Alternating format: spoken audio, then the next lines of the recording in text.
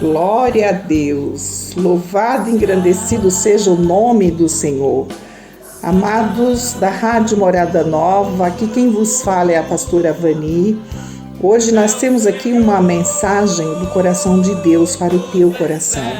E eu gostaria muito que você pudesse estar atento e prestasse bem atenção no que Deus quer falar ao teu coração neste momento.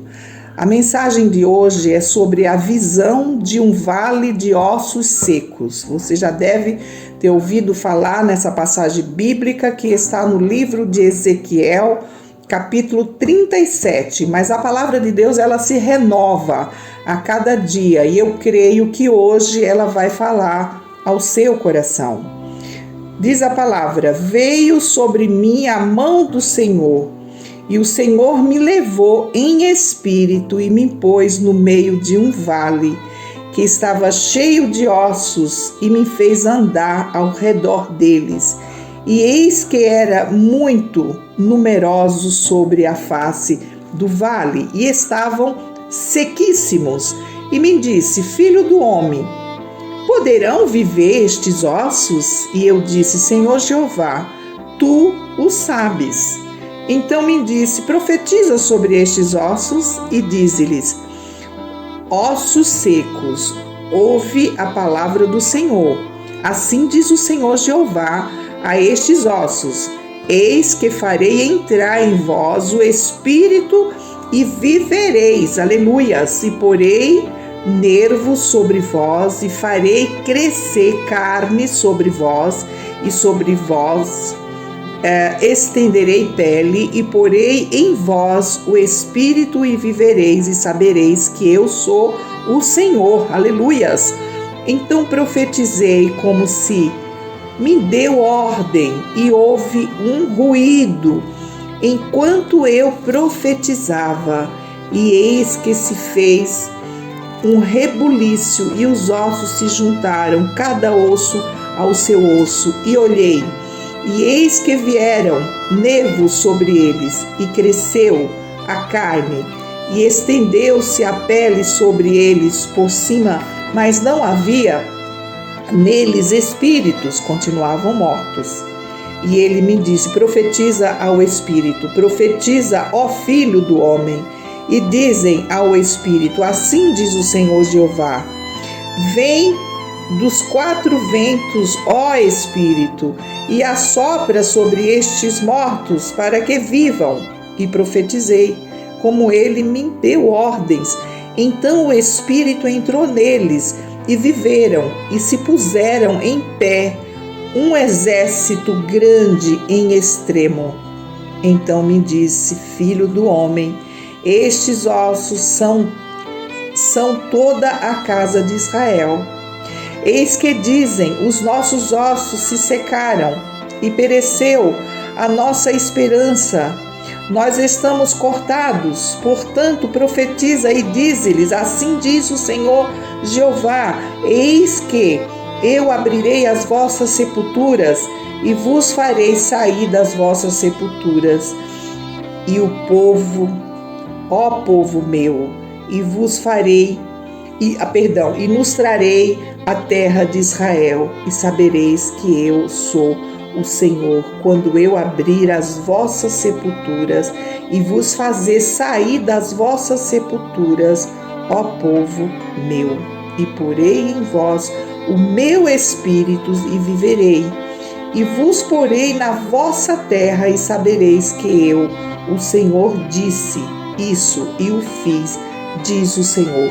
Até aqui tá bom, nós não vamos ler o capítulo inteiro, só até o 14, mas eu gostaria que você pudesse depois continuar lendo, que é muito importante quando ele começa aqui a profetizar o que aconteceu com aquele povo, né? Com aquele monte, vamos dizer assim. Deus estava vendo ali o povo que voltou da Babilônia, né? Voltaram da Babilônia e ninguém tinha mais desejo. Esse monte de ossos secos, ele estava se referindo ao povo de Israel, que tinha voltado do exílio, né?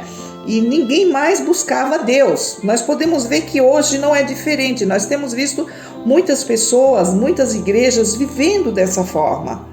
né? Nós costumamos dizer e conversar ultimamente que nós pensávamos que depois da pandemia, depois da Covid, né, que aconteceu aí, que o povo fosse se voltar para Deus com mais alegria, né, buscar mais ao Senhor de todo o vosso coração. Então, hoje o povo está igual aquele povo que voltou, né, da Babilônia. Então, Deus olhou para aquele povo e viu como um monte de ossos secos. Então, esta visão aqui de Ezequiel ilustra a promessa do capítulo 36, se vocês lerem também o capítulo 36, um capítulo anterior a esse, né? A promessa realmente, quando chega ali no versículo 25, o Senhor diz que ele colocaria um espírito novo no homem, daria o seu Espírito Santo e que as pessoas iriam se lembrar dos seus feitos, né? E não queriam mais saber, iam sentir nojo.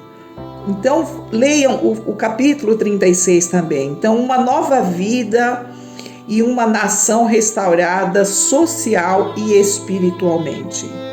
Os ossos secos, né, como eu disse, representava os judeus no cativeiro. Eles estavam dispersos, totalmente dispersos e mortos, vivendo como pessoas mortas, as pessoas que não andam na vontade de Deus, que não fazem a vontade de Deus. Deus olha para essas pessoas e ela vê um monte de ossos secos. Ezequiel, ele sentia que falava com os mortos quando pregava, né, para os exilados, porque eles raramente respondiam a sua mensagem. Mas na visão, os ossos responderam. E da mesma maneira que Deus ele trouxe a vida aos ossos mortos, ele traria a vida novamente para o seu povo que estava espiritualmente mortos. As duas varas que ele fala eu não li o versículo 15 ao 17, mas vocês vão ler todo o capítulo e vão entender. Ele fala aí de duas varas no capítulo 15 e 17, aqui olha, e veio a mim a palavra do Senhor dizendo, tu, pois, ó filho do homem, toma um pedaço de madeira e escreve, até o 17, ele vai falar dessas duas varas. Então, essas duas varas, elas representam a reunião de toda a nação de Israel, que havia sido realmente dividida em dois reinos, né? O do norte e o do sul, após o reinado de Salomão, que isso aconteceu realmente. Os exilados dispersos de Israel e de Judá, né, seriam libertos das sepulturas e dos cativeiros e reunidos e se reuniam na sua própria pátria. Isso era uma promessa. Um dia esta visão se cumpriria, né? Ou se cumprirá totalmente. Nós sabemos que fala sobre isso, né? Que vai se cumprir. Isso realmente vai se cumprir quando Israel realmente estiver reunida sob a liderança do Messias, né? Realmente reconhecer o nosso Messias. Então isso vai se cumprir. Do versículo 4 ao 5 que nós lemos, os ossos secos representavam a condição de morte espiritual do povo. Eu falei que Deus, mesmo hoje, ele olha para as pessoas, né, sem vida, né, como sem a presença de Deus, sem vontade de buscar a Deus, como um monte de ossos secos, né? Sua igreja pode parecer uma pilha de ossos secos para você que está me ouvindo. De repente você tem pregado a palavra como Ezequiel pregava e eles não respondiam a sua mensagem. Então sua igreja também pode, né, parecer uma pilha de ossos secos, espiritualmente morta, né, sem esperança de vida. Mas da mesma maneira que Deus prometeu restaurar sua nação, ele pode restaurar qualquer igreja, né, a despeito de quão seca ou morta, né, possa estar.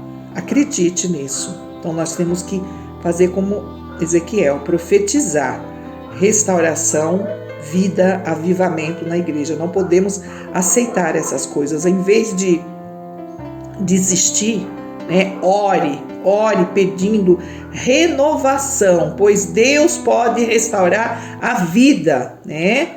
A esperança e a oração de toda a igreja deve ser que Deus coloque o seu Espírito em cada cristão. No 37:14 nós vimos aqui, e porei em vós o meu Espírito e vivereis, e vos porei na vossa terra e sabereis que eu, o Senhor, disse isso e o fiz, diz o Senhor.